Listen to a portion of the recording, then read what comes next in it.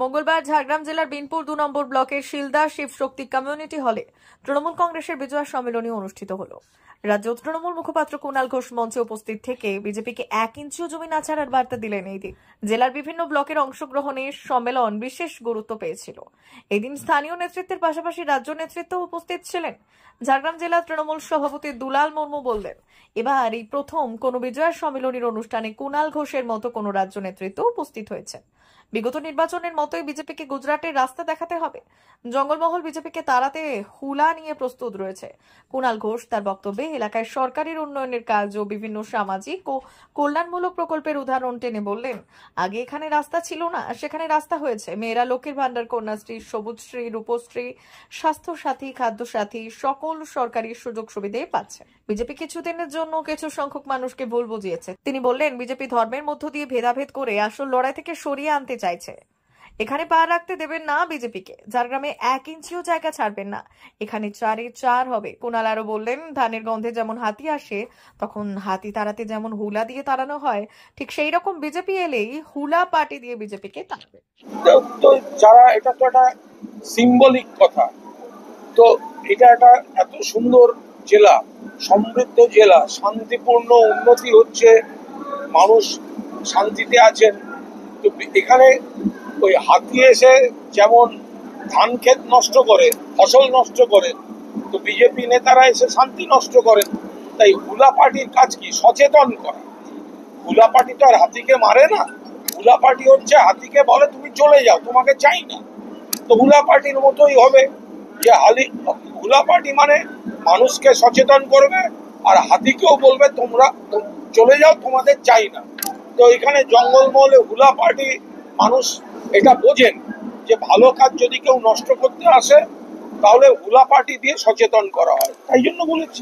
চিরঞ্জিত চক্রবর্তী মুখ্যমন্ত্রীকে জানিয়েছেন যে দাঁড়াতে চান না, অভিনয় ছবি আঁকা নিয়ে ব্যস্ত থাকতে। দেখুন, চিরঞ্জিত দা অত্যন্ত সিনিয়র, ওনার বয়সও হয়েছে, উনি অত্যন্ত একজন সিনিয়র এবং অনেকদিন ধরে তৃণমূল কংগ্রেসের বিধায়ক।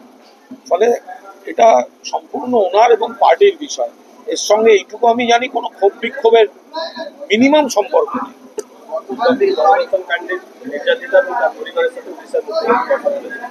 তো ওনার রাজ্য থেকে এসছে, উনি কথা বলেছেন, ঘটনা তো খুব খারাপ, আমরা বলছি তো খারাপ ঘটনা, এবং পুলিশ এখানে করছে। আমার শুধু জানার ইচ্ছা যে উড়িষ্যার মুখ্যমন্ত্রী পুরীর সমুদ্র সৈকতে পর্যটকদের উপর যে ধর্ষণ হয়েছে তাদের বাড়ির লোকের সঙ্গে কথা বলেছেন কিনা। ওনার রাজ্যে যেগুলো হচ্ছে পরপর, ওড়িশা এমন একটা রাজ্য, গত 6 মাসে কতগুলি ধর্ষণের ঘটনা ঘটেছে, ভাবলে লজ্জা হয়।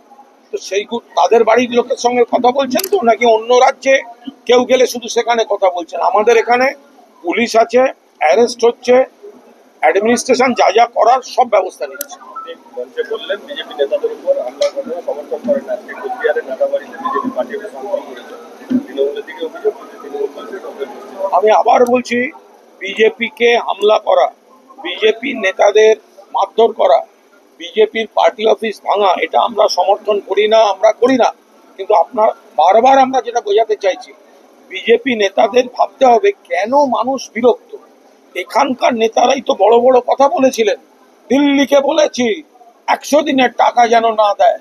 তাহলে যে লোকগুলো, যে মানুষগুলো তারা শ্রম দিয়েছে, দীর্ঘদিন টাকা পায়নি, আবাসের টাকা পায়নি, বাংলা বললে যাদের আত্মীয় বন্ধুদেরকে পাঠিয়ে দেওয়া হচ্ছে বাংলাদেশে, এই ধরনের কাজ করে, তা মানুষ খেপে থাকলে তো বিজেপিকে তো ভাবতে হবে এটা তৃণমূল করাচ্ছে বা তৃণমূল করেছে, এটা ভাবাটা ভুল। তোমরা বলেছো টাকা পেতে দেবে না, এবার মানুষ যদি সেখানে তোমাদের দেখে বিরক্ত হয় তো তার দায়িত্ব তৃণমূল নেবে না।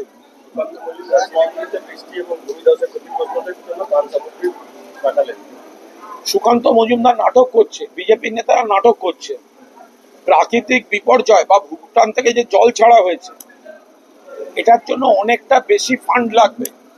কেন্দ্রীয় সরকার প্রাকৃতিক বিপর্যয় অন্য রাজ্যকে টাকা দিচ্ছে, পশ্চিমবঙ্গে দিচ্ছে না কেন?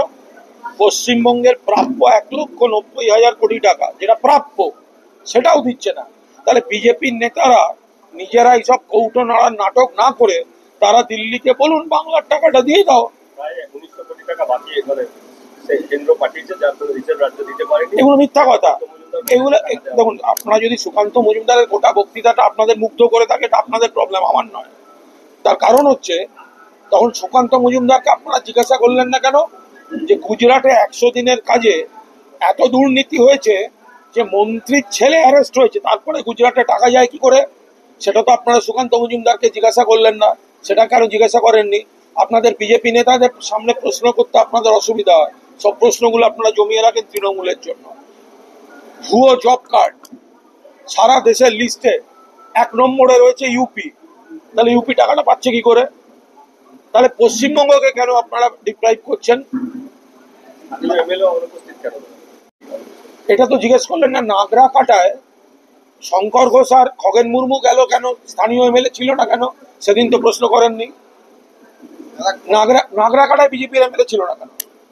বা বিজেপির নেতারা ছিল না কেন? এটা বলুন, আমি তারপর বাকিটা বলছি। দুর্গাপুরের ঘটনা ধর্ণা চালিয়ে যাওয়ার জন্য বিজেপি হাইকোর্টে গেছে, পারমিশন দিচ্ছে। দেখুন, বিজেপির যাওয়ার জায়গা নেই। একটা জিনিস খেয়াল করবেন, ওদের দুর্গা পুজো করারও জায়গা নেই। সল্ট লেকে হল ভাড়া করে যারা দুর্গা পুজো করে, ফলে রাস্তায় কোথায় ধর্ণা, এগুলোই ওদের যাওয়ার জায়গা। জনগণের হৃদয় আর কোনো এলাকায় ওদের ঢোকার কোনো জায়গা নেই। কলকাতার পুরসভার পাম্পিং স্টেশন তৈরির জন্য বহু সংস্থাকে টেন্ডার দেওয়া হয়েছে। বলতে পারবো না। গতকাল বেলপাহাড়ি ব্লকের যুবক প্রচুর নেতা ইস্তফা দিয়েছে এবং রাজ্য সভাপতির কাছে পাঠিয়েছে। আমি আবার বললাম, কি পাঠিয়েছে? ইস্তফা পত্র। আমি একটা কথা বলি, আমি এর মধ্যে ঢুকবো না, এটা এখানকার নেতারা আছেন যথেষ্ট। আমার বক্তব্য হচ্ছে যে এত বড় পার্টি, এত বড় সংগঠন, এখানে আমাদের কিছু রদবদল, নিয়োগ ইত্যাদি চলছে। এখানে কারুর কোনো বক্তব্য, কেউ খুব খুশি হতে পারে, কারুর কোনো ক্ষোভ বা মান অভিমান থাকতে পারে, এটা তো খুব স্বাভাবিক। ফলে এটাকে আপনারা যেভাবে যাদের সম্পর্কে বলছেন তারাও তৃণমূলের বিরোধী আমার মনে হয় না।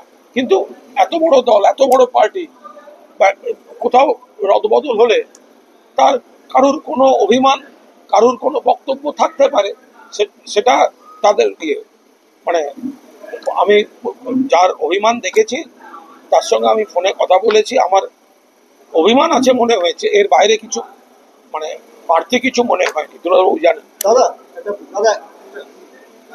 যেটা হচ্ছে যে পুজো কমিটিগুলোকে টাকা দেওয়ার ব্যাপারে একটা সমালোচনা হয়, কিন্তু আজকে আমরা একটা বক্তব্যে উঠে এলো যে এই টাকা দেওয়ার ফলে সমাজের বিভিন্ন স্তরে দেখুন তারা টাকা সবাই পাচ্ছে এবং এই যে একটা বিকল্প অর্থনীতির জায়গা হচ্ছে এবং সবচেয়ে বড় যেটা সামাজিক একটা বন্ধনের জায়গা হচ্ছে, এটা আমরা মুখে শোনা যাচ্ছে।